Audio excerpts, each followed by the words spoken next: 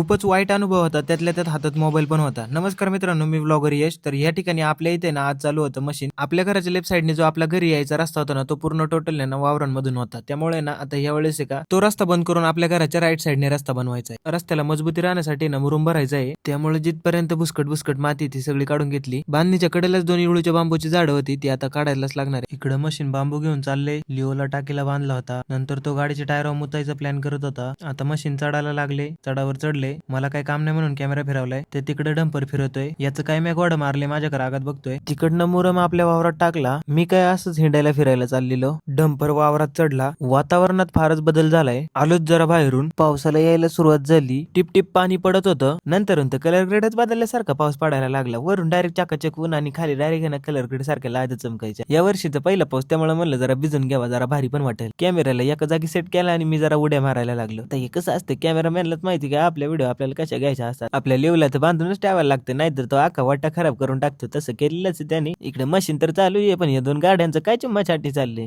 नंतर मशीन तर घराच्या लय जवळून गेलं, कारण की रास्ताच घराच्या जवळून जाणार होता. मशीन चालू असताना मला ही एक गोष्ट सापडली. आता हे मी तुम्हाला उद्याच्या व्हिडिओ मध्ये सांगतो, तसं तुम्ही कमेंट बॉक्स मध्ये पण सांगून ठेवा बरं का.